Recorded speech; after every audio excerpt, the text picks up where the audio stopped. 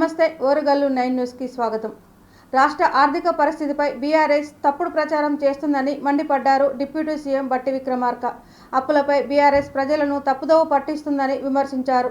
అప్పులపై కాంగ్రెస్ దగ్గర పక్కా లెక్కలు ఉన్నాయని చెప్పారు. 10 ఏళ్ల బీఆర్ఎస్ పాలనలో భారీగా అప్పులు చేశారని ఆరోపించారు. బీఆర్ఎస్ పాలనలో చేసిన అప్పులకు తాము రూపాయలు 66,722 కోట్ల వడ్డీలు కట్టామని చెప్పారు. కాంగ్రెస్ ఇప్పటి వరకు 54,118 కోట్ల అప్పులు చేసిందని చెప్పారు. ఈ లెక్కలపై అసెంబ్లీలో చర్చించేందుకు రెడీగా ఉన్నామని ఆయన అన్నారు. ఈ రాష్ట్ర ప్రజలకు సంబంధించిన కొన్ని ఆర్థిక పరమైన ముఖ్యమైన అంశాలని మీ ద్వారా రాష్ట్ర ప్రజలకు తెలియచెప్పాలనే ఆలోచనతోనే ఈరోజు 2 గంటలకి ఇక్కడ సమావేశాన్ని ఏర్పాటు చేయడం జరిగింది. వచ్చినందుకు ధన్యవాదాలు. అట్లాగే మీ అందరికీ తెలిసిందే, నిన్న రాష్ట్ర వ్యాప్తంగా ప్రభుత్వం చేత నడపబడుతున్నటువంటి అన్ని రెసిడెన్షియల్ స్కూల్స్, హాస్టల్స్ అన్నిటికీ సంబంధించి పెంచినటువంటి డైట్ ఛార్జెస్ 40% డైట్ ఛార్జెస్ని, అట్లాగే 200% కాస్మెటిక్ ఛార్జెస్ని సంపూర్ణంగా రాష్ట్ర వ్యాప్తంగా కామన్ మెనూ ఉండేటట్టుగా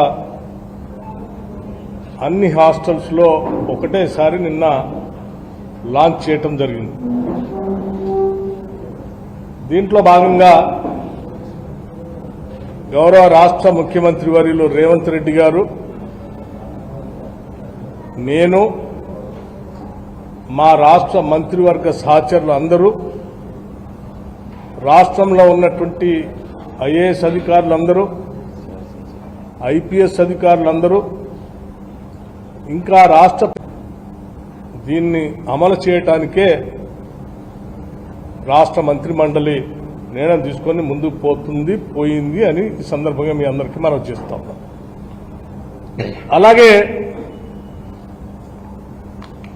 సరే, నేను ఈ మధ్యకాలంలో టీఆర్ఎస్ పార్టీకి సంబంధించిన నాయకత్వం, అంటే బీఆర్ఎస్ పార్టీకి సంబంధించిన నాయకత్వం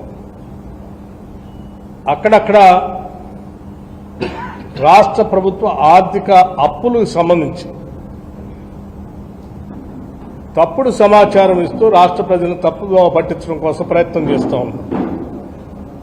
మా హయాంలో మేము చేసిన అప్పులు 3 లక్షలే అని, లేకపోతే 3.5 లక్షలే అని రాష్ట్ర ప్రభుత్వం ఇచ్చినటువంటి శ్వేతపత్రంలో ఉన్న అప్పులు లెక్కలు అన్ని తప్పు అని ప్రయత్నం, ప్రజల్ని తప్పుదోవ పట్టించడం కోసం ప్రయత్నం చేస్తున్నారు. ఇది వాస్తవం కాదు. ఈ వాస్తవాన్ని ప్రజలకు తెలియజెప్పాలనే ఆలోచనతోనే ఈరోజు మీ ముందు ఇక్కడి నుంచి రాష్ట్ర ప్రజలకు తెలియజేస్తాం. నేను సంపూర్ణంగా లెక్కలతో సహా దేనికి ఎంత అప్పు తెచ్చింది, వీళ్ళు ఎంత అప్పు మొత్తం అయిందనేది నేను అంకెలతో సహా మీ ముందు ఉంచుతా ఉన్నా. ఎఫ్ఆర్బిఎం లోన్స్ అంటే నేరుగా రాష్ట్ర ప్రభుత్వం తీసుకున్న అప్పులు, ఉదాహరణకి 2014లో కేవలం 72,658 కోట్లు మాత్రమే ఉంటే 2024 అంటే 31/3/2024 కల్లా 3,89,673 కోట్లు నేరుగా కమర్షియల్ బ్యాంక్స్ నుంచి ప్రభుత్వమే నేరుగా తీసుకున్నట్టు. ప్రభుత్వంతో పాటు ప్రభుత్వంలో కొన్ని కార్పొరేట్లు పెట్టి, అంటే ప్రభుత్వ రంగ సంస్థల్లాగా సృష్టించి వాటి ద్వారా కూడా అప్పులు తీసుకున్నారు. వాటికి కూడా ప్రభుత్వమే గ్యారంటీ ఇచ్చి తీసుకుంటుంది. వాటిలో ఉదాహరణకి కాళేశ్వరం కార్పొరేషన్, లేకపోతే ఇంకొక కార్పొరేషన్, సివిల్ సప్లైస్ కార్పొరేషన్, లేకపోతే పాలమూరు రంగారెడ్డి కార్పొరేషన్, ఇట్లా అంటే మిషన్ భగీరథ కార్పొరేషన్, ఇవి కూడా రాష్ట్ర ప్రభుత్వం తీసుకునే అప్పులే, ప్రభుత్వమే కట్టాం. ఇప్పుడు మనమే కడుతున్నాం, ప్రభుత్వమే కడతాం. వాటి ద్వారా కూడా మళ్ళీ 59,414 కోట్లు తీసుకొచ్చారు. వీటితో పాటు సంధ్య థియేటర్ తొక్కిసలాట కేసులో icon star Allu Arjun arrest Telugu రాష్ట్రాల్లో కలకలం రేపిన సంగతి తెలిసిందే. నాటకీయ పరిణామాల మధ్య అరెస్టైన బన్నీ ఒక రోజు తర్వాత శనివారం మధ్యంతర బెయిల్ మీద విడుదలయ్యారు. ఈ క్రమంలో అల్లు అర్జున్ కలిసి పరామర్శించేందుకు టాలీవుడ్ ప్రముఖులంతా క్యూ కట్టారు. ఇదిలా ఉండగా AP deputy CM Pawan Kalyan Allu అర్జున్ని కలిసి పరామర్శిస్తారని, అందుకోసం పవన్ కళ్యాణ్ గన్నవరం నుండి హైదరాబాద్కు బయలుదేరారంటూ వార్తలు సోషల్ మీడియాలో హల్చల్ చేశాయి.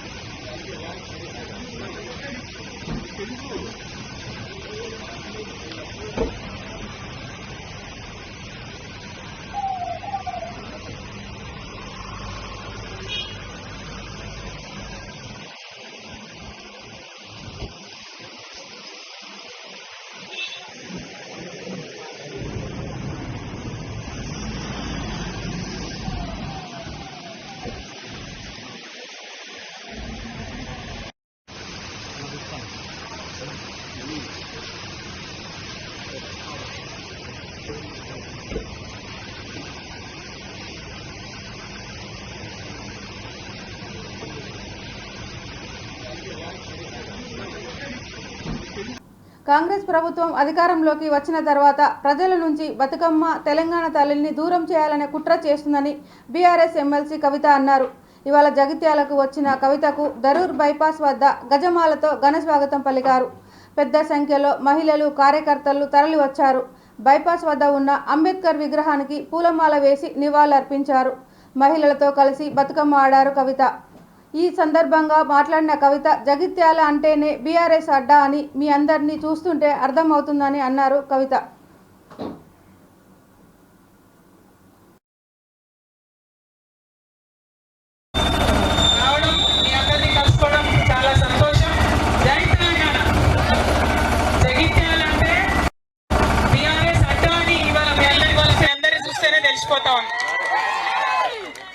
ఇవాళ జగిత్యాల్లో ఇక్కడ మీరు ఎన్నుకున్న నాయకులు పార్టీకి ద్రోహం చేసి పోయిండొచ్చు కాక, కానీ మీరందరూ ఉన్నారంటే మీ అందరిలోనే ఎవరో ఒకరు రేపు ఇక్కడ ఎమ్మెల్యే అవుతారు. మనకు ఎమ్మెల్యేలతో పని లేదు. కేసీఆర్ గారి సైనికులు ఉంటే చాలు, ఆటోమేటిక్ గా ఎమ్మెల్యేలు అవుతారు, గవర్నమెంట్ వస్తుంది. మీకు తెలిసిన విషయమే. కేసీఆర్ గారు ఒక్కరు ఉంటే తెలంగాణ తెచ్చుకున్నారు. ఇవాళ కేసీఆర్ గారి ఆధ్వర్యంలో రేపటి నాడు కూడా జగిత్యాల్లో జరిగేటటువంటి అన్యాయాల మీద, అక్రమాల మీద పోరాటం తప్పకుండా కొనసాగిస్తామని తెలియజేస్తా ఉన్నాను. మరి ఇవాళ ఇక్కడికి వచ్చినామంటే ఇంకా పెద్ద కారణం ఉంది. ఏందా కారణం? తెలంగాణ ఉద్యమంలో మనందరం కలిసి ముందుకు పోయినటువంటి సందర్భం. మరి ముందుకు పోయేటప్పుడు ఆనాడు ఉద్యమంలో మనం తెలంగాణ తల్లిని పెట్టుకున్నాం. ఇవాళ కాంగ్రెస్ ప్రభుత్వం వచ్చినాక ఆ తెలంగాణ తల్లి వద్దట, ఆ తెలంగాణ తల్లి చేతిలో ఉండే బతుకమ్మ కూడా వద్దట. నేనేమంటున్నా, తెలంగాణ తల్లిని దూరం చేస్తున్నారు, బతుకమ్మను దూరం చేస్తున్నారు. తల్లులు నిజమైన తెలంగాణ తల్లులందరూ ఇక్కడ నిలబడి ఉన్నారు. కనీసం వాళ్ళకి చెప్పినటువంటి హామీలు, కనీసం వాళ్ళకి ఇస్తామన్న పైసలు అవన్నీ ఇయ్యండి. మీకు ధైర్యం ఉంటే పైసలు మహాలక్ష్మికి వస్తుందా? 2000 కరెంట్ ఉంటుందా? మన ఆడబిడ్డలందరికీ కాంగ్రెస్ ప్రభుత్వం ఆ రేవంత్ రెడ్డి గారు 30,000 రూపాయలు బాకీ పడ్డాడు. ఎట్లా అంటే నెలకి 25,000 ఇస్తా అన్నాడా? 12 నెలలు లెక్క చూసుకొని ఎంత అవుతుంది బాకీ పడ్డాడా? మా పెద్దమ్మలు ఇక్కడ ఉన్నారు, వాళ్ళకి ఏం చెప్పిండు అన్నాడు అంటే ఎగబెట్టిన 2,000, 24,000 అవి కూడా బాకీ పడ్డాడు. మీ అందరికి తెలిసి హ్యాపీ తెలంగాణ తల్లి को हमने शामिल किया था. हमने తెలంగాణ రాష్ట్ర పబ్లిక్ సర్వీస్ కమిషన్ ద్వారా నిర్వహిస్తున్న గ్రూప్ 2 పరీక్షలు కట్టుదిట్టమైన ఏర్పాట్ల నడుమ హన్మకొండ జిల్లాలో ఆదివారం ప్రశాంతంగా ప్రారంభమయ్యాయి.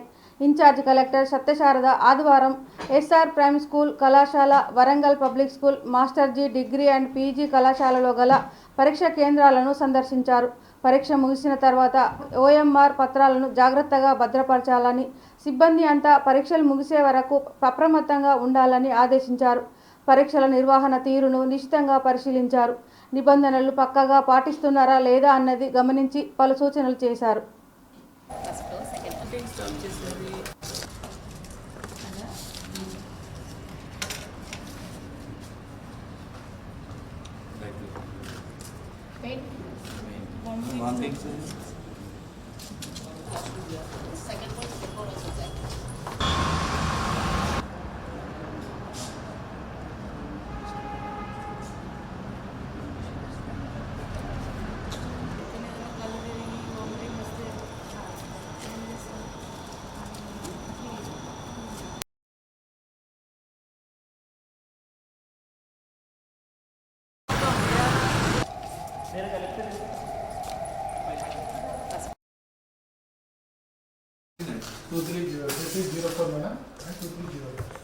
పేపర్స్ లో ఏదైనా రైట్ నౌ ఎవ్రీథింగ్ అలా ఇచ్చారు. చెక్ చేస్తాను చేటప్పుడు కంపల్సరీ.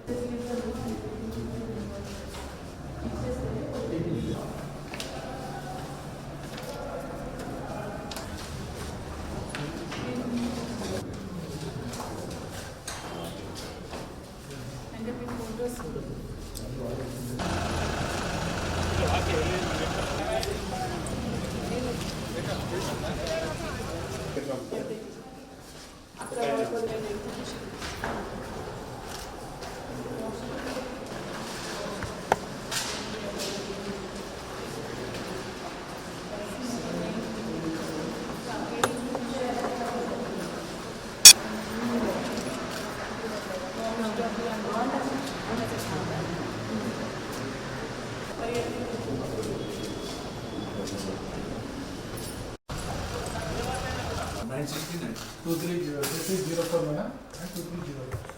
పేపర్స్ లో ఏదైనా రైట్ నౌ ఎవ్రీథింగ్ అలా ఇచ్చారు. చెక్ చేస్తాను చేటప్పుడు కంపల్సరీ.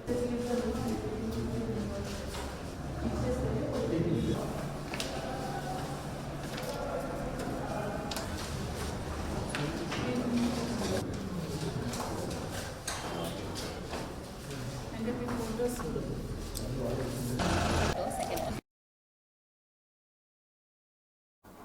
బీఆర్ఎస్ చీఫ్ మాజీ సీఎం కేసీఆర్కు టీపీసీసీ చీఫ్ మహేష్ కుమార్ గౌడ్ బహిరంగ లేఖ రాశారు.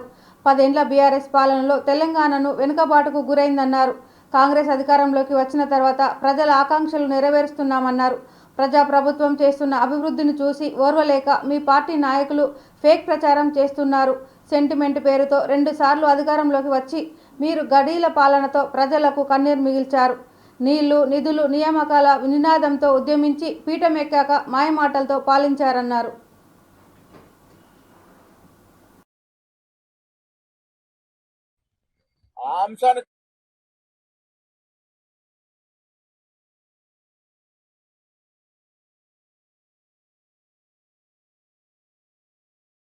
చిత్రసీమకి కాంగ్రెస్ పార్టీకి ఎనలేని అనుబంధం ఉంది. అదెవరు కూడా కాదనలేరు. హైదరాబాద్ లో తెలుగు చిత్ర పరిశ్రమ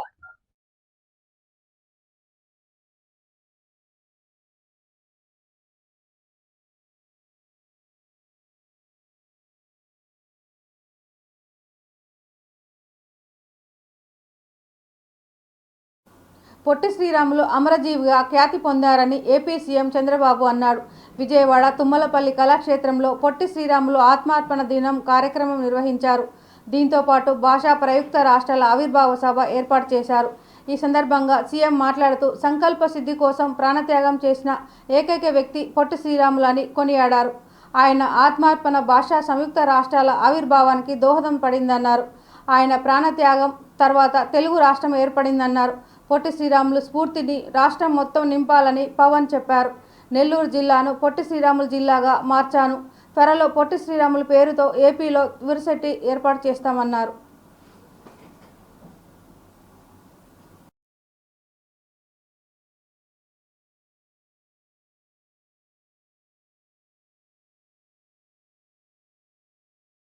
అంటే బలహీన వర్గాలు దళిత సమాజంలో దొరుకుతున్న తక్కువ చోట్ల దొరుకుతుంది.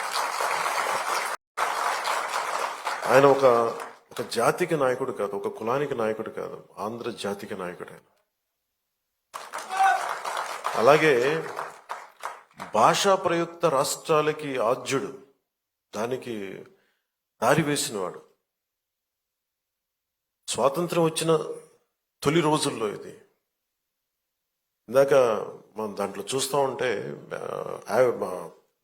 ఆయన మీద చేసిన ఆ డాక్యుమెంటరీ ఫిల్మ్ కూడా చాలా అద్భుతంగా తీశారు.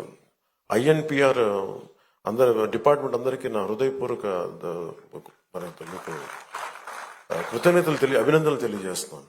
చాలా అద్భుతంగా తీశారు. చాలా హృదయానికి హత్తుకునేలా తీశారు. గుండెలు కదిలించేలా తీశారు. స్వాతంత్రం వచ్చిన కొత్తలో ఎలా ఉందంటే దేశం, ఇది నేను వీటి మీద హిస్టరీ బుక్స్ చదువుతూ ఉంటే, నెహ్రూ గారు ఒకవైపు పాకిస్తాను భారతదేశం అఖండ భారతం 2 ముక్కలుగా విడిపోతుంటే మత ప్రాతిపాదికన ముస్లింలు మేము వెళ్ళిపోతామని చెప్పి జిన్నా నాయకత్వంలో పాకిస్తాన్ వెళ్ళిపోతుంటే మన అన్ని మతాలు ఒకటి అని మనం పట్టుకుంటే, అలాంటి సమయంలోనే నెహ్రూ గారి థాట్ ప్రాసెస్ ఎలా ఉండిందంటే, ఆయన చదువుతూ ఉంటే ఆయన ఒకవైపు నరికేస్తా ఉన్నారు పాకిస్తాన్లో హిందువుల్ని. అలాంటి సమయంలో ఇంకొక మూల మన ఉమ్మడి మద్రాసు రాష్ట్రంలో చాలా సంస్మరణ దినాలు చాలా అవసరం గుర్తుపెట్టుకోవడానికి. అలాగే ఆయన చేసిన త్యాగాన్ని మరింత ఉంటాం, ముందుగా కమిటెడ్గా ఉంటాం తెలియజేసుకుంటూ మరోమారు పొట్టి శ్రీరాములు గారికి ఆయన ఆత్మార్పణ దినానికి నేను జోహార్లు అర్పిస్తూ సెలవు తీసుకున్నాను. జై హింద్. ధన్యవాదాలు శ్రీ కొణిదెల పవన్ కళ్యాణ్ గారు. ఎప్పటికప్పుడు సరికొత్త ఆలోచన. కానీ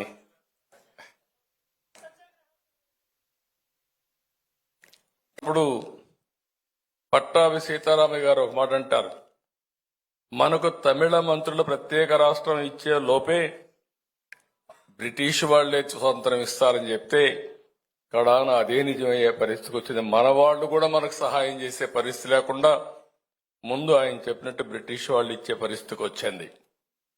దీంట్లో కూడా చాలా కమిటీలు వేశారు, మీరు అది కూడా గుర్తుపెట్టుకోవాల్సిన అవసరం ఉంది.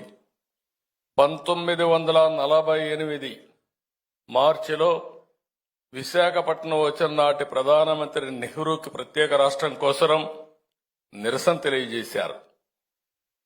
ఆ సంవత్సరమే జూన్ 17న దార్ కమిషన్ వేశారు. చరిత్ర అక్కడి నుంచి మీరు చూస్తే రాష్ట్రం వచ్చింది. పొట్టి శ్రీరాములు గారు పుట్టిన గ్రామాన్ని అభివృద్ధి చేసి ఒక మెమోరియల్ తయారు చేయాలని పెద్ద ఎత్తున ముందుకు పోతే దాన్ని కూడా తర్వాత వచ్చిన గవర్నమెంట్ క్యాన్సిల్ చేసే పరిస్థితికి వచ్చారు. నవ్య ఆంధ్రప్రదేశ్ రాష్ట్రం ఏర్పడింది, తెలంగాణ రాష్ట్రం ఏర్పడింది. ఇవన్నీ చూసిన తర్వాత ఈ వార్తలు ఇంతటితో సమాప్తం. మరిన్ని వార్తలతో మళ్ళీ కలుద్దాం. చూస్తూనే ఉండండి ఓరుగల్లు 9 న్యూస్.